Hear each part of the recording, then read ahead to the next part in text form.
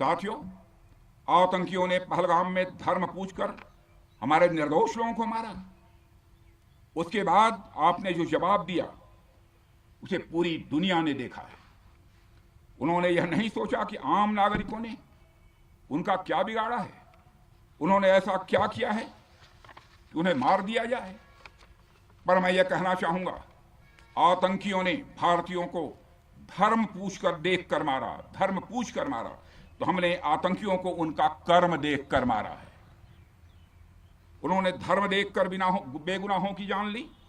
यह पाकिस्तान का कर्म था, हमने कर्म देखकर उनका खात्मा किया। यह हमारा भारतीय धर्म है।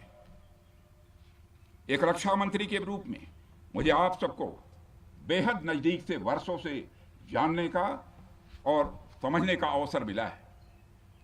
मैं आपके साहस और पराक्रम को तो जानता ही हूं, साथ ही साथ पहलगाम जैसी घटना के प्रति आपके गुस्से को भी मैं अच्छी तरह जानता हूं।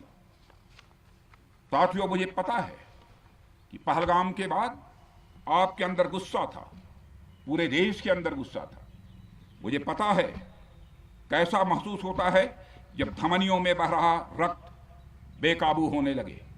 और मुझे इस बात की खुशी भी है कि आपने अपने गुस्से को सही दिशा देते हुए बड़ी बहादुरी और सूझबूझ के साथ पहलगाम का बदला लिया है। रही बात पाकिस्तान की, तो उसकी बात ही क्या करूं आपसे। वह देश तो मांगते मांगते अपनी जहालत से एक ऐसी हालात में आ गया है कि उसके बारे में यह भी कहा जा सकता है कि पाकिस्तान जहां भी खड़ा होता है वहीं से मांगने वालों की लाइन प्रारंभ हो जाती है। अभी आपने सुना ही होगा कैसे वह फिर एक बार इंटरनेशनल मॉनेटरी फंड IMF के पास कर्ज मांगने गया। वहीं दूसरी तरफ हमारा देश है कि हम आज उन देशों की श्रेणी में आते हैं जो IMF को फंड देते हैं ताकि IMF गरीब देशों को कर्ज दे सके। ऐसी स्थिति में हमारा यह भारत है। रामचरितमानस में स्वामी तुलसीदास जी ने लिखा है, जहां सुमतितः संपत्ति नाना, जहां कुमतितः विपत्ति निदाना।